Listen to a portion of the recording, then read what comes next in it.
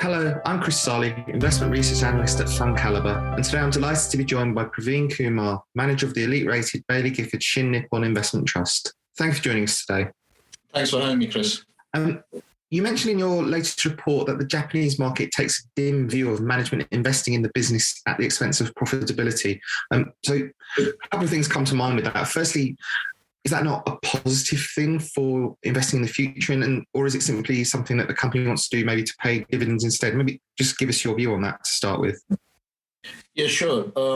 So typically the type of companies that we would invest in would be quite immature, fast-growing businesses. And as you can expect, a lot of these businesses need to continuously invest in that growth. We use a term called growth strain for that particular attribute.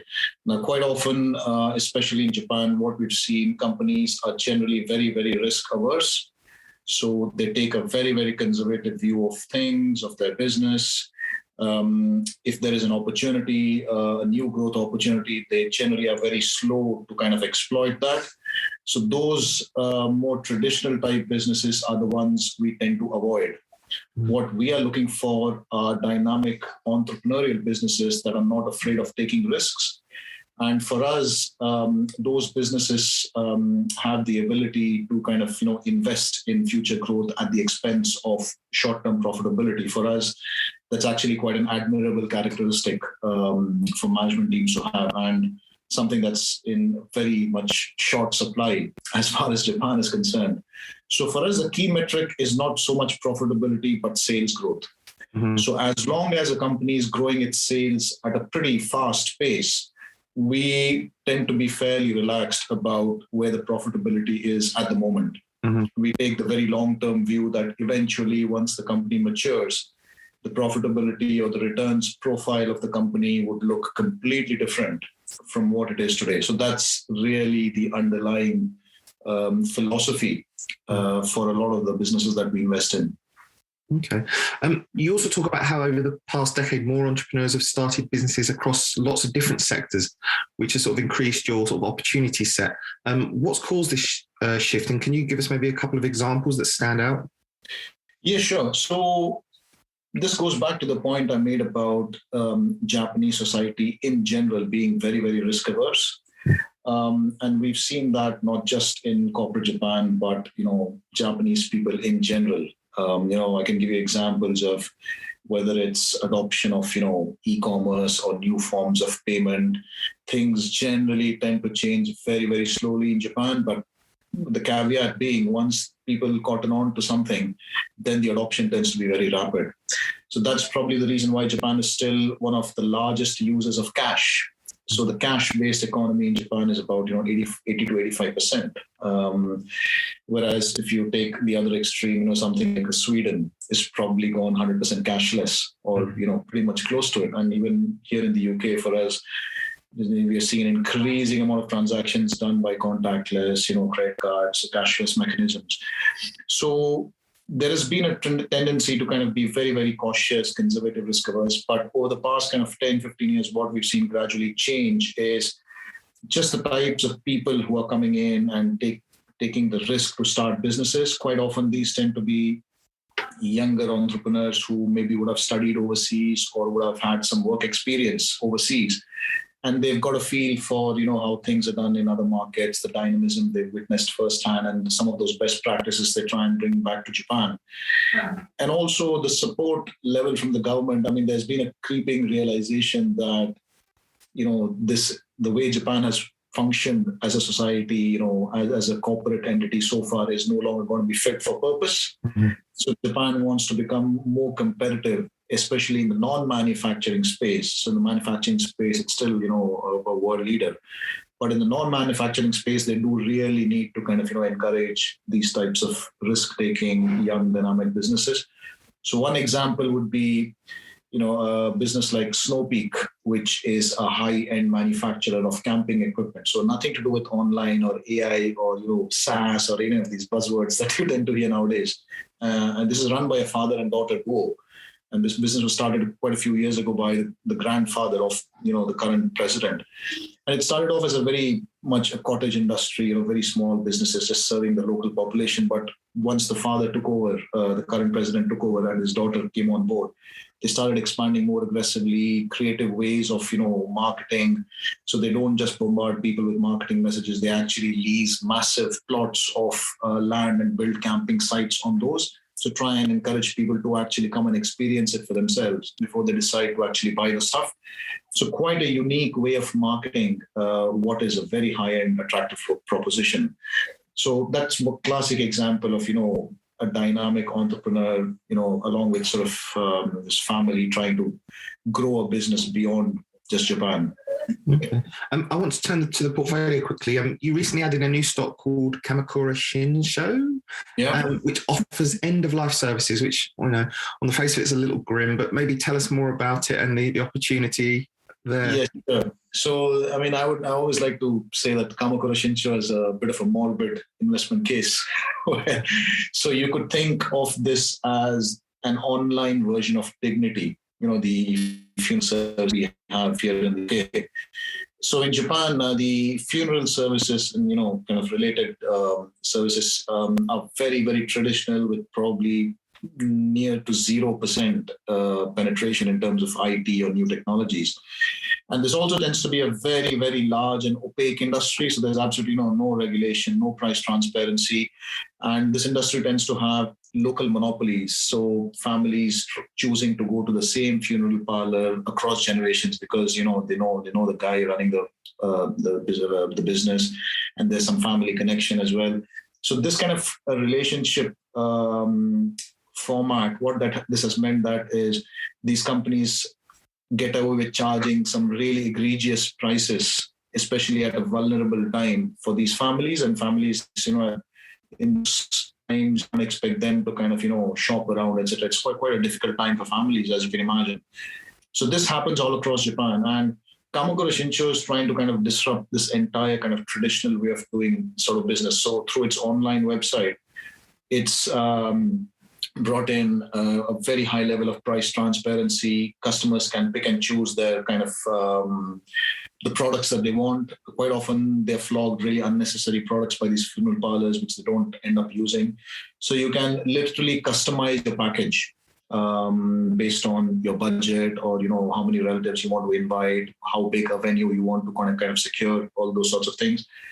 And along with that, price transparency and the ability to customize packages, Kamakura Shinsho is also expanding into adjacent areas. So now they're starting to offer services like inheritance tax planning. So if the deceased has left a considerable amount of money to his or her children, then how do you go about thinking through the tax implications, etc. So Kamakura Shinsho helps families with that. If the deceased has left behind a spouse who might need some nursing care services, so Kamakura Shinsho is now offering services where they actually help these families to place the elderly member in nursing care close by. So they're adding various bits and pieces with the view of becoming almost like an infrastructure provider, a one-stop shop for everything to do with end-of-life services. And do they have to be careful about how quickly they do that? You mentioned Japan's slow to change, so they have to sort of do it sort of brick by brick without sort of shooting ahead quickly. Yes, that's absolutely right. And that is why some people get awfully upset, saying, there is such a massive opportunity. Why isn't this business growing much faster? I think what people tend to forget is there's a considerable amount of work that needs to be done before you get to that really rapid growth phase. And that work involves speaking to a number of stakeholders, getting them onto your platform. In many ways, you're also not just helping the vendors with a new channel for marketing in terms of online, but you're also becoming a bit of a competitor. Mm-hmm. So how do you balance that kind of dynamic? So there are quite a few nuances that people just tend to forget. It's not as simple as, you build a site, throw a whole bunch of marketing dollars at this and off you go. That doesn't really work like that in the real world. So for us, the exciting is once you've done the hard work and once you've established yourself as the go-to player, you become almost, your position becomes really, really strong. So for someone else to come in, to start from scratch, build those relationships, even if someone comes in the low-cost offering, there'll be very little incentive for these vendors and families to switch if they've gotten so used to using Kamakura Shinsho services. And we've seen this replicated across a number of other sectors, across a number of our holdings.